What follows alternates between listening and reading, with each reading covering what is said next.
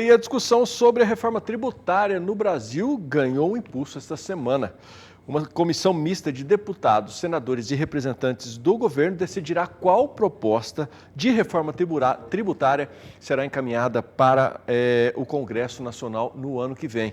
A instalação dessa comissão mista foi possível graças a uma reunião entre os presidentes da Câmara, dos deputados, o Rodrigo Maia, do Senado, Davi Alcolumbre, e também o ministro da Economia, Paulo Guedes. O governo fará sugestões, mas não apresentará um projeto de reforma. E os dois projetos, um na Câmara e outro no Senado, serão reunidos numa só proposta, que deve ser divulgada em 90 dias. Sobre os projetos em estudo, a PEC 45 e a PEC 110, que já estão nas comissões do Congresso Nacional, Walter Puga Júnior conversou com o advogado e pecuarista Joaquim Ferraz. O Joaquim Ferraz fez um alerta. Se aprovada a reforma como foi elaborada pelos políticos, agora haverá um aumento de tributos para diferentes setores da economia, inclusive para os produtores rurais. Acompanhe a entrevista. Entre os empresários brasileiros, notadamente empresários do setor rural, agronegócio, e em especial o produtor, veem com bons olhos a reforma tributária que o governo pretende fazer. E há pelo menos duas propostas que avançam no Congresso Nacional, uma PEC 45 e outra PEC 110, que mudaria impostos, cobrança de impostos, ou seja, mudaria o recolhimento de tributos no país. Eu tenho aqui ao meu lado o advogado Joaquim Ferraz, que estudou esse assunto e vem comentar sobre as propostas que estão em discussão hoje, as que mais se destacam. Doutor Joaquim, obrigado por ter vindo. O senhor olhou as propostas com cuidado, fez uma análise. Como produtor rural, o que o senhor me diz dessas propostas? Puga, é sempre um prazer vir a seu programa e falar aos seus espectadores. Nós temos hoje duas propostas tramitando no Congresso Nacional, uma de iniciativa da Câmara de Deputados e outra de iniciativa do Senado Federal. São as PECs 45 e 110, como você bem colocou. São propostas que visam reformular a tributação de um segmento chamado de tributação sobre bens e serviços. As duas propostas, elas são bem semelhantes. Elas criam um imposto único chamado de IBS, Imposto sobre Bens e Serviços, que tomam o lugar de 5 tributos atualmente existentes: o ISS, o ICMS, o PIS, a COFINS e o IPI. Ou seja, as duas propostas de reforma tributária, elas coincidem ao criar um imposto de bens e serviços em substituição a esses 5 tributos que existem atualmente. Ainda está por vir, ainda é esperado mais uma proposta da equipe econômica do governo, que está sendo discutida e foi prometida para ser enviado por iniciativa do presidente da República para ser apreciada no Congresso. Agora, analisando essas propostas, o que preocupa o empresário brasileiro, na sua opinião? Puga, as propostas que já estão em tramitação, que já estão protocoladas, que o texto reformador já está divulgado, traz uma severa preocupação para diversos setores da economia. E eu vou exemplificar alguns.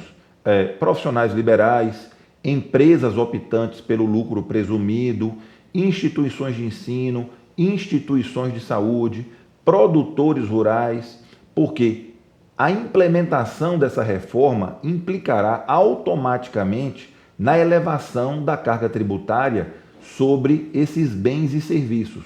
Porque, atualmente, quando o produtor rural, quando o profissional liberal, quando o empresário que está no lucro presumido, a instituição de saúde, como eu falei, calcula a carga tributária que ela está submetida sobre bens e serviços, ela é inferior a 25%, que é a alíquota das duas propostas, da PEC 45 e da PEC 110, para o IBS. Ou seja, seria maior. O imposto sobe ao invés de recuar. Ou seja, para essas categorias empresariais, haverá um aumento da carga tributária. Por outro lado, alguns poucos e seletivos setores, como instituições financeiras, bancos, operadoras de cartão de crédito, indústrias de transformação de base, que estão submetidas a uma carga elevada de IPI, elas, com a reforma, terão uma redução da carga tributária. Ou seja, alguns setores pagarão mais e outros pagarão menos. No caso do produtor rural, o senhor é pecuarista, vive o dia a dia. Para o pecuarista, para o produtor rural, a carga aumenta com essas propostas? Matematicamente, sim. Haverá uma elevação da carga tributária, até porque, só para deixar bastante claro para o seu espectador, nós estamos falando da tributação sobre bens e serviços.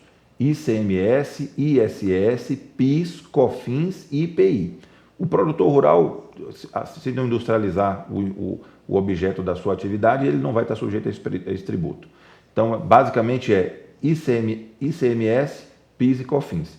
Se ele somar essas alíquotas hoje da atividade dele, independente do regime que ele está de tributação, ele verificará numa conta de padaria que a somatória desses encargos é menor do que os 25% que estão propostos nessas duas propostas de emenda à Constituição. É bom que o produtor acompanhe essas discussões, porque a decisão pela reforma e o estabelecimento de alíquotas de imposto, ou seja, de quanto você vai pagar de imposto, será decidido agora. Se o senhor tivesse que dar um conselho para um cliente seu, ou para um colega seu, para um empresário como o senhor, que é pecuarista, o que o senhor diria que ele deveria ficar atento e como ele deveria fazer para evitar esse aumento de imposto? O governo ele está fazendo e está propondo uma série de reformas, né? Está aí concluída a reforma da Previdência, que foi amplamente discutida, né, pelos meios de comunicação, pelas entidades de classe, até mesmo nos almoços de família de final de semana. Isso não está acontecendo com a reforma tributária. Então, a orientação que dou é que se informem, consultem suas assessorias jurídicas, consultem as suas entidades de classe. O que acontece? Como vai ficar a minha tributação, né, na pessoa física, na pessoa jurídica, no lucro presumido, no lucro real, independentemente do regime jurídico de tributação que ele está submetido? Como vai ficar a minha situação com a aprovação desse imposto único? Tá? Não muda nada sobre os impostos que incidem sobre renda, ou seja, imposto de renda e o adicional de imposto de renda e a CSLL não são objetos dessa reforma que está em tramitação agora no Congresso Nacional. Mas ela atinge diretamente o produtor. Atinge porque o produtor, além de tributo sobre a renda, também paga sobre bens e serviços, que são esses que eu citei aqui. Bom, perspectiva então é esperar a discussão, acompanhar a discussão, ter informações. Caso contrário, a perspectiva a princípio é aumento do imposto que vai ser pago. Sem dúvida. Fazendo também uma analogia sobre a alteração do critério de tributação, o governo e os defensores das duas propostas, da 45 e da 110, eles têm defendido que haverá uma simplificação da tributação, de maneira que incide um único tributo, uma única vez, numa única alíquota, e citam até exemplos de outros países, na Europa, nos Estados Unidos, como casos de sucesso. E isso também não é uma verdade absoluta. Esse modelo de tributação monofásico, na alíquota única, apesar de parecer muito simples, ele fere alguns princípios de tributação que o mundo todo respeita, como, por exemplo, capacidade contributiva. Ou seja, todo mundo vai pagar a mesma alíquota. Essa alíquota devia ser progressiva. O menor, o empresário de pequeno porte, ele deveria pagar uma alíquota menor. O de maior porte, aquele que está na cabeça da cadeia produtiva, ele deveria estar submetido a uma alíquota talvez de 20%, 25%, alguma alíquota que fosse possível pagar dentro do segmento que ele atua. Ou seja, recado do advogado e pecuarista Joaquim Ferraz. Atenção, porque a princípio todos querem essa reforma tributária, mas ela não será tão favorável assim como a princípio se imaginava.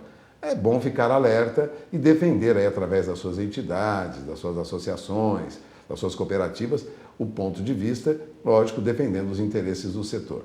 Acho que é esse o recado, não, doutor? Sem dúvida. Bom, eu agradeço mais uma vez a presença do doutor Joaquim Ferraz aqui conosco. Voltamos à programação em Campo Grande. Valeu, Puga. De boa intenção, o inferno tá cheio, né?